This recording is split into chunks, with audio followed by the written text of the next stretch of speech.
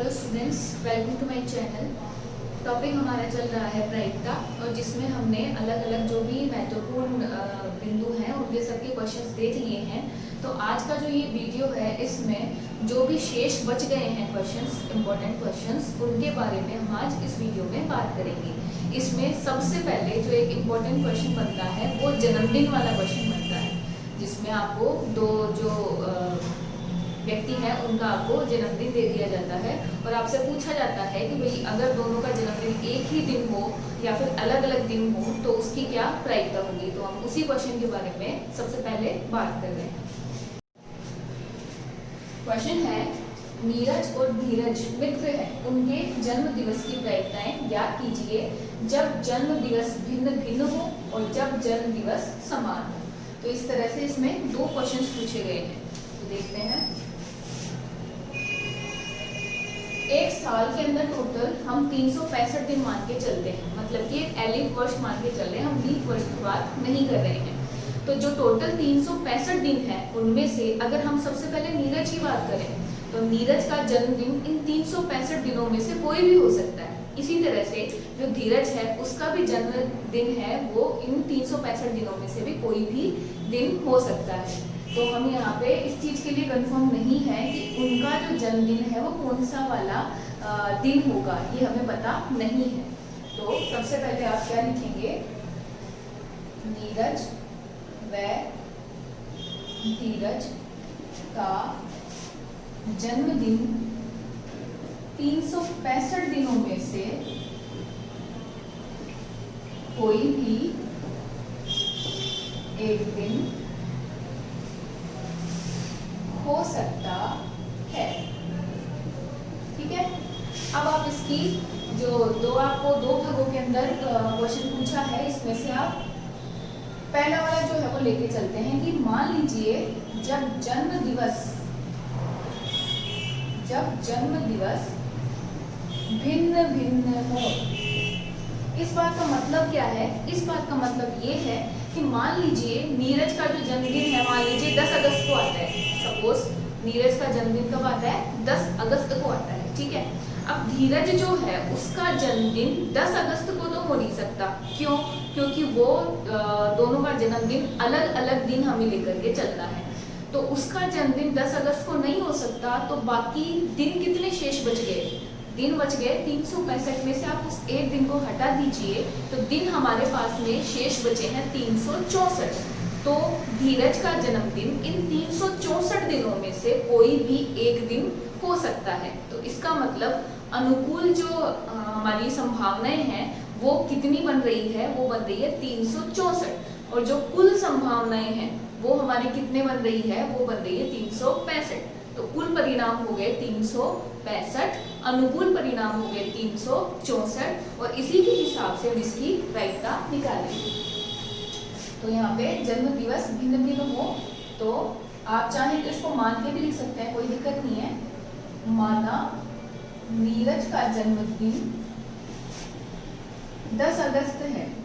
ठीक है, आप अपने हिसाब से कुछ भी मान सकते हैं। नीरज का जन्मदिन 10 अगस्त है। ठीक है, अब नीरज और धीरज दोनों का जन्मदिन एक दिन तो हो नहीं सकता। ठीक है, तो इसका मतलब क्या लिखेंगे? नीरज का जन्मदिन 10 अगस्त है, लेकिन धीरज का जन्मदिन 10 अगस्त के अलावा कोई भी दिन हो सकता है। ठीक है, तो इसका मतलब जिसके अनुकूल परिणाम है 365 में से ही एक दिन हटा दीजिए। कौन सा वाला? आप 10 अगस्त मान के चले, वो वाला। ये एक दिन आपने इसमें से हटा दिया तो दिन कितने बच गए? 364। तो मतलब कि हमारे लिए अनुकूल परिणाम कितने हो गए? 364। तो कुल परिणाम 365 दिन होते हैं साल में, इसलिए आप 365 लेके चल रहे हैं। तो 365 हो गए कुल परिणाम।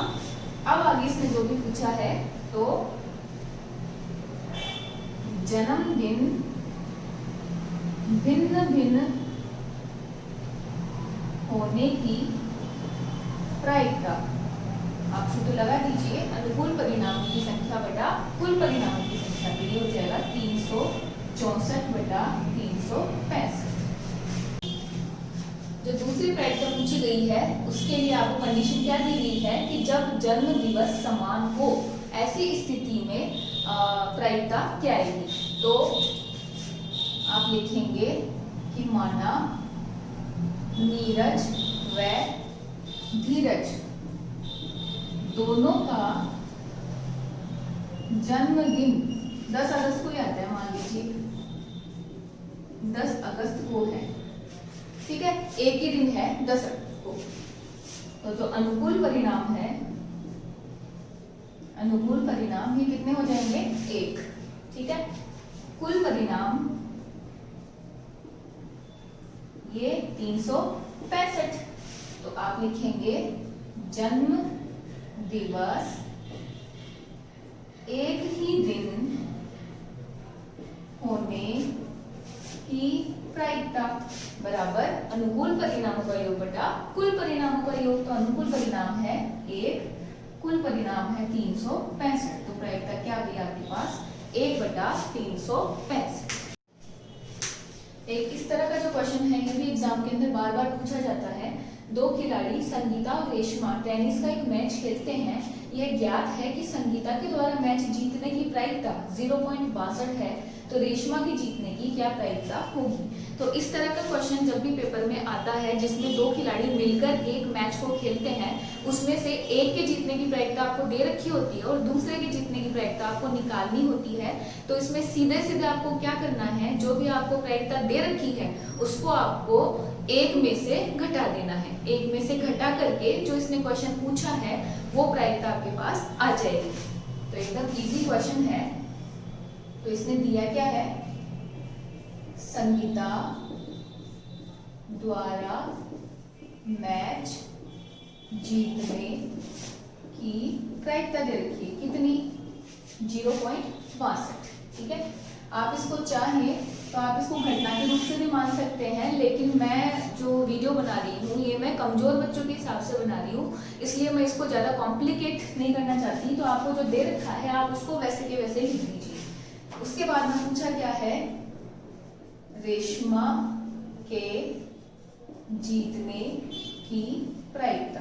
तो इसको आपको क्या कर देना है, एक में से माइनस कर देना है, 1 माइनस संगीता के मैच जीतने की प्रायिकता। तो बराबर 1 माइनस संगीता वाली प्रायिकता कितनी थी 0.62, ठीक है। अब एक में से आपको 0.62 आपको घटाना है। और कई बार बच्चों को ये पॉइंट वाली जो है ये भी दिक्कत हो जाती है कि हम इसको इसमें से किस तरह से माइनस करें। तो आपको क्या ध्यान रखना है, देखिए जब भी एक में से आपको दशमलव वाली किसी संख्या को माइनस करना होता है तो आप ये देखते हैं कि कितने अंकों के बाद दशमलव लगा हुआ है। यहाँ पे 2 के बाद में दशमलव लगा हुआ है, तो आपको करना क्या है, आप अलग से कर सकते हैं इसको रफ काम में।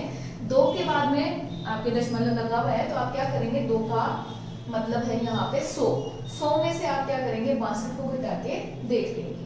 100 में से आप 62 घटाएंगे तो कितना बचेगा, ये बचेगा 38, ठीक है। 38 बच गया। अब आपको यहाँ पे क्या लिख देना है, 38 लिख देना है। और 2 अंकों के बाद में पॉइंट लगा है तो आप यहाँ पे भी 2 के बाद में पॉइंट लगा देंगे, ठीक है। तो ये क्या हो जाएगा, 1 माइनस 0.62, इसमें से माइनस किया तो ये आ गया। तो रेशमा के जीतने की प्रायिकता कितनी आ गई 0.38 आंसर, ठीक है। बाकी अगर आप इसको सिस्टमेटिक तरीके से करना चाहते हैं तो आप इसको एक घटना मान लीजिए, घटना P ऑफ E, ठीक है। उसके बाद में इसको 1 माइनस P ऑफ E करके और उसको आगे कर सकते हैं। मैं शॉर्ट फॉर्म में इसको बता देती हूँ। आप इसको इस तरह से भी कर सकते हैं और आप इसको करना चाहें तो इस तरह से भी कर सकते हैं। जैसे ये है, इसको आप मान लीजिए प्रायिकता ऑफ E, ठीक है। और जो रेशमा के जीतने की प्रायिकता है ये, इसको आप मान लीजिए प्रायिकता ऑफ E बार। तो जैसा कि फॉर्मूला होता है प्रायिकता ऑफ E बार बराबर 1 माइनस के प्रायिकता ऑफ E, ठीक है। और फिर आप माइनस करके 0.62 और इसको निकाल सकते हैं 0.38 आंसर। ठीक है। लेकिन अगर आप इन सारी चीज़ों में नहीं पढ़ते हैं, आप ये कर देते हैं, तो भी आपका जो आंसर है वो बिल्कुल सही। तो इसी तरह का एक क्वेश्चन और मैंने लिया है जो आपकी बुक में दिया गया है। दो खिलाड़ी राम और श्याम शतरंज का एक मैच खेलते हैं। ये ज्ञात है कि राम के द्वारा मैच जीतने की प्रायिकता 4/5 है, तो श्याम के जीतने की क्या प्रायिकता होगी। तो वही मैच वाला क्वेश्चन है, तो सीधी सी बात है, आपको करना क्या है, जो इसमें पूछा है श्याम के जीतने की प्रायिकता, तो आपको 1 माइनस राम के जीतने की जो प्रायिकता उसमें से कटा देनी है सीधी सीधी। ठीक है, तो आपका आंसर आ जाएगा। अब हम देख लेते हैं इसको किस तरह से करेंगे। तो राम के द्वारा मैच का जीतना, मैं घटना मान के कर रही हूं, तो मान लीजिए घटना है R। राम के द्वारा जो मैच जीतना है उसको हमने घटना मान लिया R। ठीक है। श्याम के द्वारा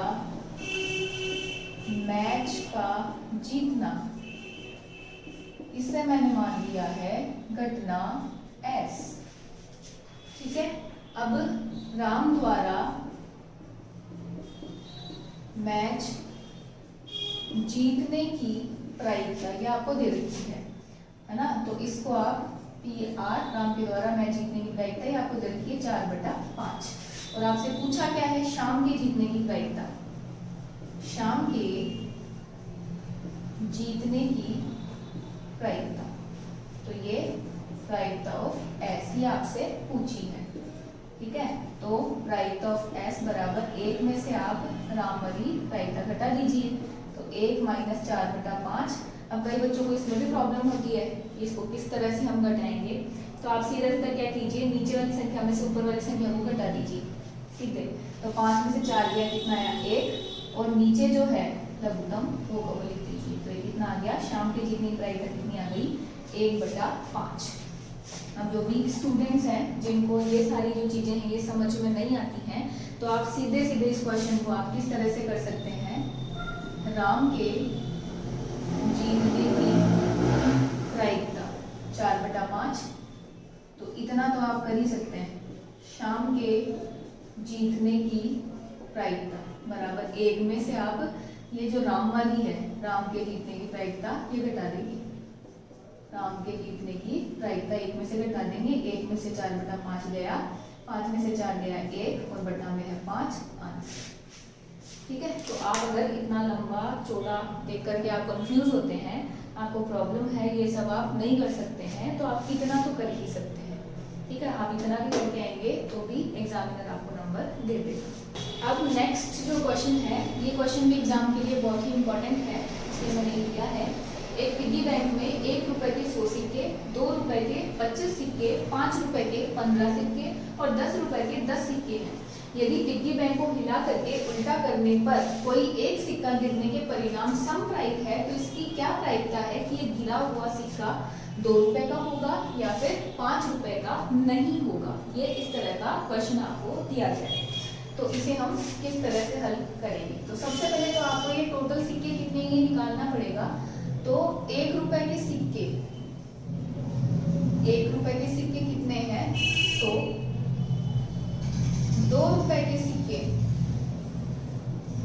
2 रुपए के सिक्के कितने हैं 25, 5 रुपए के सिक्के, 5 रुपए के सिक्के कितने हैं 15, और 10 रुपए के सिक्के,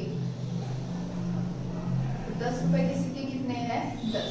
तो ये टोटल कितने हो गए, ये टोटल हो गए 150। ठीक है, तो कुल परिणाम हमारे पास में कितने आ गए हैं 150। आगे हम बात करते हैं क्वेश्चन की, 2 रुपए का सिक्का होने की प्रायिकता, जो फर्स्ट इसने पूछा है। तो 2 रुपए के सिक्के कितने हैं, 2 रुपए के सिक्के कितने हैं, ये हैं 25, कुल सिक्के कितने हैं 150। तो 2 रुपए के सिक्के होने की प्रायिकता बराबर अनुकूल परिणामों का योग बटा कुल परिणामों का योग। तो ये है 25 अनुकूल, कुल है 150, काटेंगे 5 से काट दीजिए पहले, 5 के 15, 30 हो गए, ये कितना आ गया 1/6। तो 2 रुपए के सिक्के होने की प्रायिकता कितनी आ गई है 1/6। इसके बाद हम देखते हैं दूसरा, इसने पूछा है 5 रुपए का सिक्का नहीं होने की प्रायिकता। तो इसको दो तरीके से कर सकते हैं। पहले आप 5 रुपए के सिक्के कितने हैं वो निकालिए और उसके बाद में आप उसको एक में से घटा दीजिए। आप उस तरह से भी कर सकते हैं। और अगर आपको इजी वे में करना है तो 5 रुपए का सिक्का ये 15 है, इसको आप छोड़ दीजिए और बाकी ये जो है इनको देख लीजिए कि ये कितने हैं। ठीक है, तो देखिए 100, 25, 125 और 10 कितने हो गए 135। तो 5 रुपए के अलावा सिक्के कितने हैं, अलावा सिक्के 135। ठीक है, कुल सिक्के कितने हैं, कुल सिक्के हैं 150। तो 5 रुपए का सिक्का नहीं होने की प्रायिकता बराबर अनुकूल परिणाम 135, कुल परिणाम 150। तो ये जाएगा 5 दूनी 10, बच गया कितना 3, तो 35 हो गए, 5 7 35, फिर 5 तिया 15, 0 3 9 27 और ये हो गया 10। तो इसका आंसर कितना आ गया 9/10। तो 5 रुपए का सिक्का नहीं होने की प्रायिकता कितनी आ गई 9/10। तो इसी के साथ जितने भी इंपॉर्टेंट क्वेश्चन मुझे लग रहे थे प्रायिकता वाली प्रश्नावली में, उन सभी क्वेश्चंस के लिए मैंने वीडियो बना दिए हैं। तो इसी के साथ आज आपकी ये प्रायिकता वाली एक्सरसाइज कंप्लीट होती है। आई होप आपको ये जो क्वेश्चंस और ये जो वीडियोस बनाए गए हैं ये आपको पसंद आए होंगे। और अगर आपको ये सही लगे हैं, अगर आपको समझ में आया है तो प्लीज़ वीडियो को लाइक कीजिएगा और नीचे कमेंट बॉक्स में लिख के बताइएगा कि आपको और कौन से टॉपिक के ऊपर वीडियोस चाहिए। धन्यवाद।